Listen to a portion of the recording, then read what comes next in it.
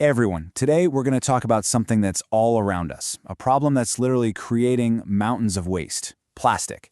But we're not just going to talk about the problem. In this explainer, we're going to dig into the real numbers, the real challenges, and most importantly, the real solutions for India. So let's get right into it. Okay, so let's just start with a question to get you thinking. How much plastic waste do you think India produces every single day? Just take a second. Think of a number. Whatever you're guessing, it's probably not high enough. The answer is more than 26,000 tons every single day. Now that number is so big, it's kind of hard to even imagine, right?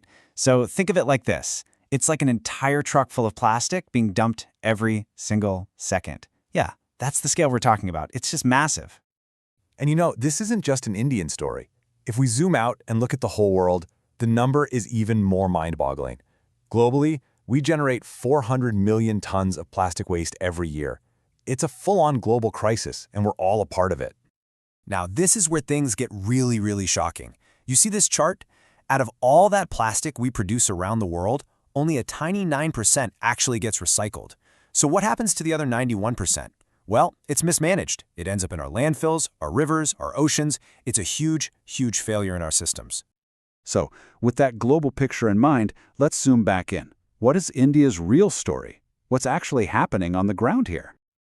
You know, on paper, things might look pretty decent. India has more than 2,100 plastic recycling plants. But here is the massive catch. 85% of those plants are in cities. So what about our villages and rural areas? There's practically no system at all. This huge gap between our cities and villages is a major part of the problem.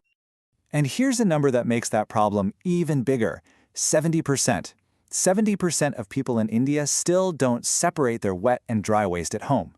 And this is so important, because when all that waste gets mixed together, the plastic can't be recycled. It just ends up polluting our land and water for hundreds of years. So you have to ask, why is this happening? What are the real root causes? Well, when you look closely, India is facing 5 major challenges in this fight against plastic. First, of course, is our enormous population. Second, as we just talked about, the habit of not separating waste. Third, that massive gap, hardly any recycling plants in rural areas.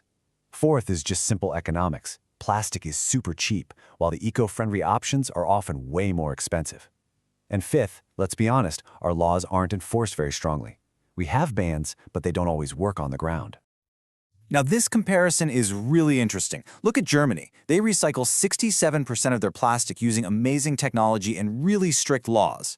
Japan recycles over 60% because of incredible social discipline. And India, well, our recycling rate is also around 60%, which sounds great, right? But it's mostly thanks to our huge informal sector, the network of waste pickers and scrap dealers. It's not a formal, organized system. So that's the key difference. They rely on tech and discipline. We rely on informal, manual labor. Okay, I know hearing all of that can feel a bit depressing, but there is hope, I promise. So, what can we actually do about it?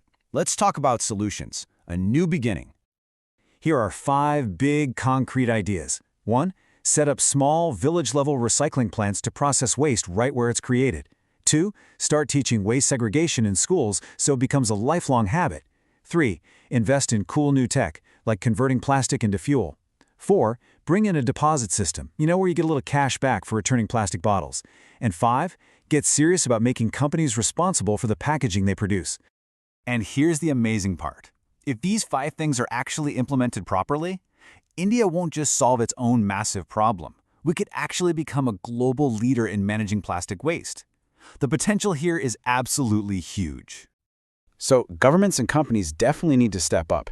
But now let's talk about the most powerful player in all of this, us. Let's talk about your responsibility and my responsibility. I really want you to think about this line. Real, lasting change doesn't start with the government. It starts with us. It starts in our homes, with our choices. Our small actions, when we all do them together, create a massive impact.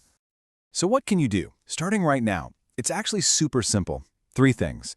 1, start separating your wet and dry waste at home. It's a game changer. 2, always carry a cloth bag when you go out. And 3, just get into the habit of saying no to single-use plastic. The straws, the plastic cutlery, the disposable cups. These are small changes, but they really, really add up. So I'll leave you with this final thought. The future, our tomorrow, really does depend on what we do today. So, for a better tomorrow, what's the one thing you're going to change starting right now? Just think about it.